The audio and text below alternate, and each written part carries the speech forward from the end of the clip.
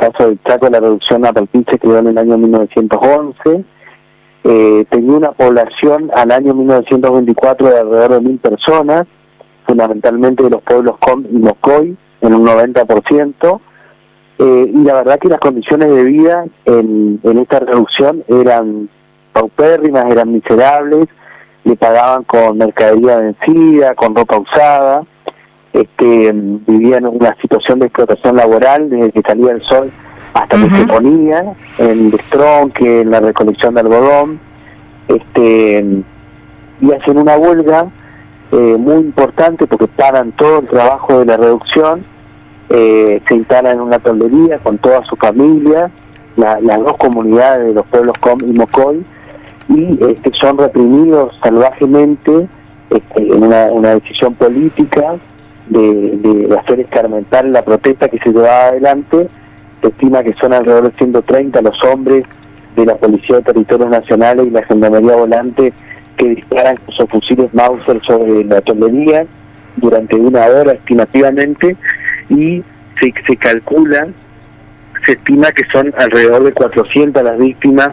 entre mujeres, niños, ancianos, que son asesinadas en ese lugar. Nosotros, a partir de la visibilidad que empieza a tener la masacre de Napalpí, a partir de la aparición de distintos sobrevivientes, el testimonio de distintos sobrevivientes, y de que se estaba claramente ante un crimen de lesa humanidad llevado adelante por el Estado Nacional, y todo el proceso del juzgamiento de lo que es el terrorismo de Estado, la última dictadura que se lleva adelante en distintos juicios, empezamos a estudiar ante el planteo de la comunidad que reclamaba justicia para este caso, lo que era el Estado de Derecho de la Argentina en 1924. Empezamos a estudiar la Constitución de 1853, las convenciones internacionales firmadas por la Argentina a fines de 1800 a principios de 1900. La Cámara Federal de Resistencia Chaco sienta un precedente importante en otra masacre similar, que es la de Rincón Bomba en Formosa, en el año 1947, porque ahí sí había un responsable con vida, y ante el procesamiento como crimen de lesa humanidad de ese responsable, la Cámara Federal habla de que se trata un crimen de lesa humanidad y la responsabilidad del Estado argentino de juzgarlo. Y nosotros entendíamos que más allá que en la masacre de Napalpí no había responsables con vida, sí estaba la responsabilidad del Estado de reconstruir la verdad de lo ocurrido como un derecho de las víctimas, que de alguna manera eso pueda ser un hecho reparador, y reconocer la responsabilidad del Estado Nacional, y ese es el camino que hemos recorrido, recolectando primero el testimonio de los sobrevivientes, después de los hijos y nietos, de muchos sobrevivientes que ya no vivían, porque bueno, en la cultura indígena el relato oral es un pilar de cómo se van contando y relatando las vivencias históricas. Y después, bueno, la masacre de Napalpí tiene casi 30 investigadores que han trabajado en la temática desde la década del 60 para ahora, investigadores del CONICET, de la Universidad Nacional del Nordeste, de la UBA, antropólogos, sociólogos, historiadores. Todos ellos se fueron sumando a la investigación, aportando sus investigaciones de años, de cruzar archivos, bueno, y después tuvimos mucho eco en los archivos a los cuales fuimos a voltear la puerta, y la verdad que con mucha empatía y responsabilidad conformaron equipos de trabajo, y durante muchos meses buscaron documentación de la época, la encontraron y nos aportaron toda esa documentación, ¿no? Una vez que tuvimos todo ese cúmulo de pruebas, tuvimos la noción de que un juicio por la verdad oral y público era la mejor herramienta para llevar adelante el juzgamiento de un crimen de estas características, que pueda ser asistido por las comunidades indígenas a través de redes sociales populares como Facebook, YouTube, como se va a estar transmitiendo desde mañana, y que ese juicio y esa sentencia tengan un sentido de reparación para las víctimas de esta masacre tan dantesca, ¿no? Diego, estamos hablando con Diego Vigay, que es fiscal de Derechos Humanos de la provincia de Chaco, de este juicio por la verdad. Se promociona o se cuenta desde los sitios oficiales del Gobierno Nacional como el primer juicio por la verdad que investiga crímenes de lesa humanidad contra pueblos indígenas. ¿Eso es así, Diego? La verdad que yo, de lo que investigué, y es una cuestión que surgió en los últimos meses y hubo muchas consultas, no encontré que se haya juzgado un crimen de lesa humanidad contra población indígena en Latinoamérica en un juicio por la verdad. Sí hubo distintas instancias de juzgamiento de masacres indígenas más recientes, sobre todo con imputados, con responsables vivos. También han tenido instancias de reclamo y de apelaciones ante la Corte Interamericana de Derechos Humanos porque no han logrado avances significativos en muchos lugares. En los últimos tiempos hubo 2 sentencias importantes en el plano de reparación económica, de demanda civil, tanto en Napalpí como en Rincón Bomba, que están en la Corte Suprema de Justicia en este momento, pero con el formato de juicio por la verdad y como un crimen de lesa humanidad en el plano penal, la verdad que no encontré. Pero podría ser que a uno se le escapa alguna información, ¿no? Contabas un poco la fecha en que se comenzó esta masacre, pero hay que decirlo, no terminó ahí, ¿no? Que durante varios meses fueron perseguidos aquellos sobrevivientes y la larga lista de víctimas siguió. Sí. Hubo una diáspora de los heridos, que muchos fallecieron a pocos metros de lo que fue la masacre en sí misma, porque no pudieron escapar y fueron pasados a degüello por los policías y los gendarmes. De hecho, el equipo de antropología forense encontró uno de esos cuerpos en las excavaciones que estuvo haciendo en el lugar. Estos cuerpos eran enterrados solamente a 30 centímetros de profundidad, porque estaban lejos de la fosa común y no le demandaba mucho trabajo llevarlos hacia la fosa común. Esta era una persona joven, de entre 35 y 45 años, y tenía una herida importante en uno de los pies. Pero después el avión, que ofició de hacer una tarea de inteligencia fundamentalmente, le iba indicando a la tropa hacia dónde se dirigían las familias que, diezmadas en parte, la parte viva de la familia que quedaba, iba tratando de escapar por el monte en las semanas subsiguientes, con hambre, con sed. Algunos sobrevivientes cuentan que tomaban agua de los cardos, que comían algunos frutos para poder saciar su hambre y su sed y poder salvarse, digamos, ¿no? Pero es una masacre que tuvo consecuencias durante décadas. De hecho, los sobrevivientes, los 4 sobrevivientes, Melitón Enrique, de los cuales se conoce su relato y que están grabados, Melitón Enrique, Rosa Chará y Rosa Grilo, que son del pueblo Coni, Pedro Valquinta del pueblo Mocoy, eran niños cuando ocurrió la masacre y recién pudieron contar y hablar con su familia, y así se tomó registro de que eran sobrevivientes cuando tenían 80, 90 años, ¿no? Cuando eran ancianos. Pasaron muchas décadas de silencio por lo traumático de lo vivido para que pudieran hablar. Otra de las cuestiones emblemáticas es que los 2 pueblos perdieron el habla de su idioma madre en varias generaciones, porque los padres, los abuelos tenían miedo de enseñar el idioma por lo que había significado la masacre y por terror a que pudiera ocurrir otra vez lo mismo. Eso está comprobado en los testimonios de que fue así, de que ese terror incluso puso en riesgo el tema de la transmisión de su lengua. Muchos de ellos quedaron viviendo en zonas rurales o en el monte y tenían miedo de volver a las ciudades por lo que había ocurrido. El miedo en los testimonios se denota hasta el día de hoy, por ejemplo, ante un policía, ante un gendarme. La verdad que aunque ese trauma,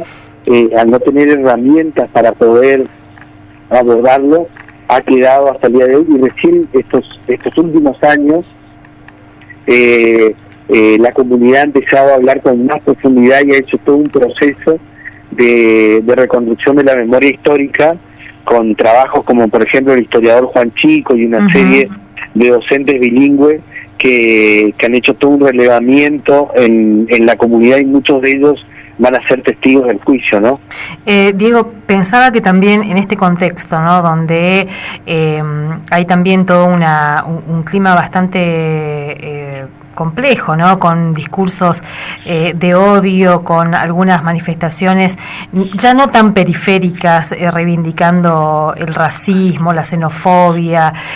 con algunas cuestiones muy hostiles o situaciones muy hostiles contra las demandas de las comunidades originarias. Parece sumamente interesante poder recuperar esta historia y dimensionar lo que ha significado esta conjunción de las fuerzas de seguridad, las fuerzas represivas, también con esa comunidad, entre comillas, de hacendados o civiles que participaron de esta masacre. Bueno, de hecho, la emblemática foto del avión que se utilizó en la masacre tiene posando adelante unas 20 personas, de las cuales muchos son civiles, con fusiles también, por supuesto, y que eran hacendados de la zona, y que eran parte de ese proyecto económico que se promovía de que la población indígena sea mano de obra esclava o mano de obra barata. De hecho, van a estar testimoniando dos investigadoras de la UNE, Teresa Artieda y Laura Rosso, que han hecho un trabajo muy interesante, como la escuela que estaba en la reducción Napalpí estaba programada para preparar a los niños en función de que sean mano de obra de esos hacendados cuando sean mayores. Y de alguna manera el juicio, una de las pretensiones que tiene es hacer un pequeño aporte en toda esta visibilización que va a hacer cada una de las audiencias, cada uno de los testimonios y también las sentencias, en lo que es la no repetición, ¿no? Que de alguna manera ese racismo que campea hoy todavía en nuestra sociedad, y a veces con avanzadas preocupantes, y hasta con actos de violencia simbólica y reales, queda al desnudo con la reconstrucción de una masacre de estas características, donde claramente el racismo tuvo mucho que ver en el desprecio que se tuvo por esas vidas de compatriotas en lo que fue ese fusilamiento a mansalva de la masacre de Napalpí, ¿no? Diego, ¿y qué efectos concretos puede tener este juicio? Vos decías, bueno, el derecho a la verdad que tenemos todos y todas, pero para la comunidad, ¿puede ser un precedente después para avanzar hacia procesos reparatorios más concretos? Bueno, sí, de hecho es un juicio penal, ¿no? Entonces no tiene una connotación económica, pero sí de reconstrucción de todo lo sucedido. Sí creo que la sentencia va a contemplar cuestiones simbólicas, como por ejemplo que en la currícula escolar del Chaco esté la sentencia en todo, sea estudiada en todos los establecimientos escolares, que sea traducida en los idiomas Compi y Bocoy. Se espera que se recupere la sede de la reducción Napalpí, que es un caso de estancia muy importante que se mantiene, una edificación muy importante que se mantiene en la actualidad, que se ha convertido en un museo de la memoria, en un espacio de memoria. El nombre del paraje donde ocurrió la masacre es Colonia Aborigen, y la comunidad lo relaciona con la opresión, con la represión, con la masacre. Entonces la idea es que la sentencia proponga a la comunidad cambiar su nombre y que ellos mismos democráticamente elijan el nombre y la identidad que quieran tener como paraje, como comunidad. Son cuestiones simbólicas, digamos, ¿no? Pero creo que puede estar un precedente para otro tipo de reclamos en lo que hace a la instancia de demanda civil, ¿no? ¿Y cómo funciona? ¿Son varias audiencias? ¿Quiénes son los que van a testimoniar? ¿Cómo está pensado? Sí, son varias audiencias, son 50 los testimonios que se van a estar escuchando. En el día de mañana es la apertura, con lo que se conoce como alegato de apertura, donde desde la Fiscalía y desde las querellas de de la Secretaría de Derechos Humanos del Chaco y del Instituto del Aborigen Chaqueño. Vamos a estar explicando en qué consiste un juicio por la verdad, cuáles son los objetivos que se tiene, cuál es la prueba que se va a reproducir. En el día de mañana se van a conocer los primeros testimonios, que son 3 registros audiovisuales, 2 de sobrevivientes, Pedro Valquinto y Rosa Grillo, y del historiador Juan Chico, que es el que más investigó y produjo 2 libros de investigación de la mirada indígena de lo que fue la masacre de Napalpí. Eso es en la Casa de las Culturas de Resistencia Chaco, que tiene un auditorio muy importante. Después hay 2 audiencias, el 26 y el 27 de abril, donde va a haber testimonios indígenas, testimonios de registros audiovisuales sobrevivientes y de descendientes de investigadores indígenas y de investigadores criollos. Todo esto en la Casa de las Culturas también. Luego va a haber una audiencia en el interior del Chaco, en Machagay, en la Casa de las Culturas de Machagay, donde va a ser una audiencia exclusivamente de testimonios indígenas, también de sobrevivientes y descendientes. Y después hay 2 audiencias en la ESMA, en el Centro Cultural Aroldo Conti, de todo lo que son los investigadores criollos, historiadores, sociólogos, antropólogos, el 10 y 12 de mayo, y el 19 de mayo se produce otra vez en la Casa de la Cultura del Chaco los alegatos, donde la Fiscalía y las querellas vamos a hacer un análisis de toda la prueba que se produjo, y vamos a hacer un relato de lo que entendemos que se ha reconstruido, y pedir las medidas de reparación simbólica que entendemos que debe contener la sentencia. Y finalmente ya se dará a conocer la sentencia a los días de producirse los alegatos, ¿no? Y esto se puede seguir, como decías, vía de manera virtual, digamos, ya sea por Facebook o por un canal de YouTube que están promocionando. Sí, en YouTube es el canal del Poder Judicial de la Nación, y el del Gobierno del Chaco, de la Secretaría de Derechos Humanos, y en Facebook entiendo que es el de la Secretaría de Derechos Humanos del Chaco. Cualquier información, hay una página en Facebook de la Fundación Napalpí, que es una ONG que viene promocionando toda la reconstrucción de la memoria histórica del genocidio indígena, y que tiene información muy actualizada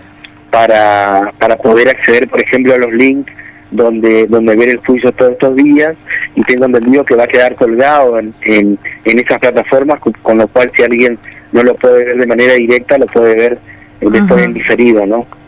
Diego, muchísimas gracias por este tiempo, y bueno, vamos a estar ahí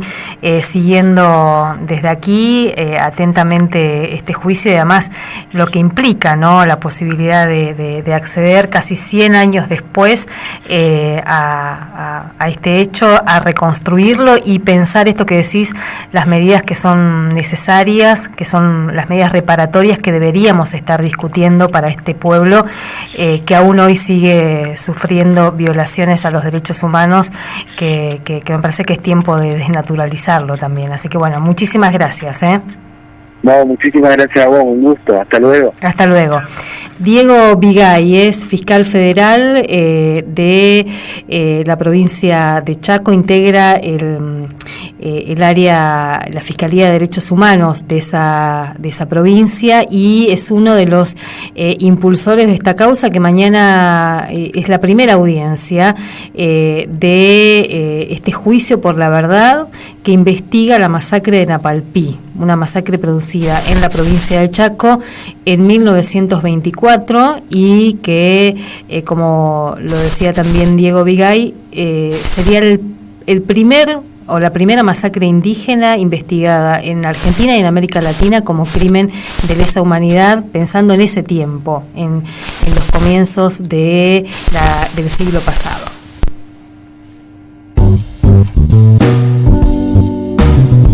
Tan leales como infieles, tan diverses, tan estables, tan inciertes, tan previsibles, tan.